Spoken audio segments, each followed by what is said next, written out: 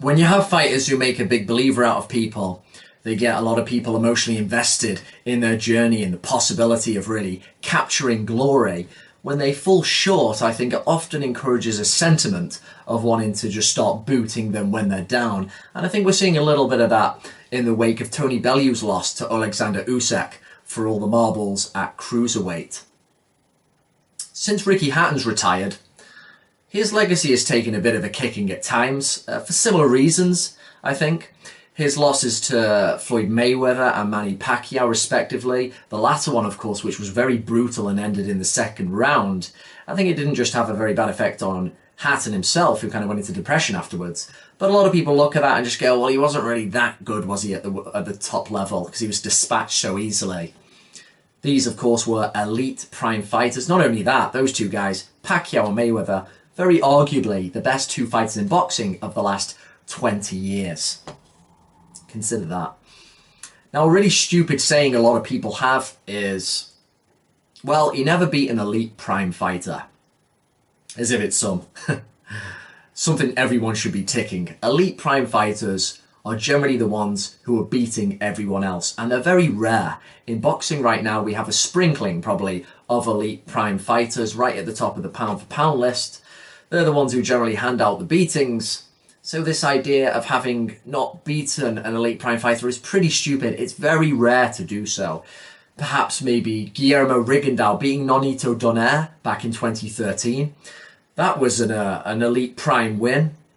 But try and name some. It's not easy. Morales against Pacquiao when he beat him back in 05 for the first fight. Yeah, that'd be one. Pacquiao beating Barrera the first time in 03. Yeah, that would be one. But we're talking absolute quality wins here. Very rare kind of wins. Now, Floyd Mayweather. A lot of people think he's actually the best fighter of the last 20 years, the fighter of this generation.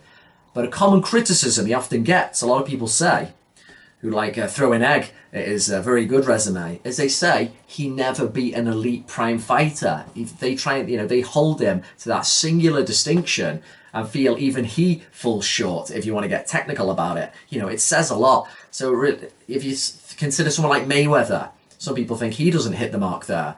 It shows you how silly the idea is. The idea of beating elite prime fighters. And it also shows you how special it is when fighters who are only kind of around the world level mark go up and attempt to fight guys in their prime. Tony Bellew certainly just did that against Usyk.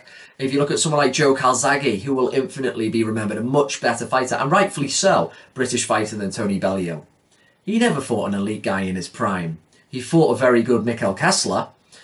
He got around to fighting Roy Jones when he was absolutely done. Had he fought Jones, yeah, around 2000, that would have been the equivalent of what Bellew just did, but he never did it. And you've got to consider these things because they are worthy of a lot of praise. They even bump up your resume, I think, oddly, even when you lose. For the fighter, of course, he has to come to terms with all that emotion and disappointment.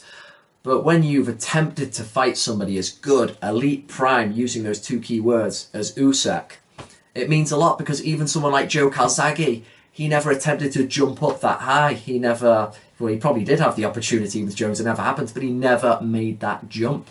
Tony Bellew did. It's just something to consider.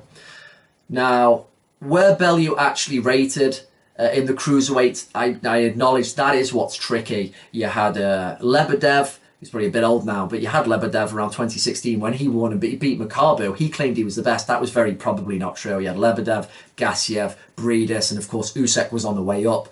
So where Bellew mixes in all of that, it's hard to say. Yeah, you would say it's a bit of a knock on his legacy because he beat Makabu, who hasn't done much. Beat an old Hay, it must be said. He did well for doing it, and he's always going to fight for credit for those victories, but we know Hay wasn't the same guy. And then he went for glory and got beat against Usyk. So where he was in those top 4, top 5 cruiserweights, it's hard to say. But you have to give him big kudos for doing what even great British fighters, a lot of them who are in the record books, they never had the opportunity to do, which is, really go against the monster, as he put it. I hope to see him back as a pundit. He's a very good analyst, Bellew. Very good boxing brain, underrated as we saw. He was doing well in the fight with his feet and that before he started to tire and get a bit, outmaneuvered. There was even comical moments in the fight where you could see Bellew even admiring his work, admiring Usyk while he was fighting him. he was like almost nodding and smiling at one point, like, yeah, that was a good move, when he stepped back and then came back and countered him. It's how Bellew is. But he's a very good analyst and pundit, so it'd be great to see him there and make the Sky team, which can be a bit cheerleady, help it be a bit more grounded, give it some better, more focused opinions, a guy who can reference history and compare things stylistically as well. Gives you more of a meat for a true discerning boxing fan, like Malignaggi does, so it'd be great if Bellew comes back. He says he's going to disappear, though, for the time being. Fair play, he's going to want to lick his wounds and come to terms with what's happened. But again, he went for it against a truly elite prime fighter, and for that, regardless of how it ended, you have to give him some brownie points.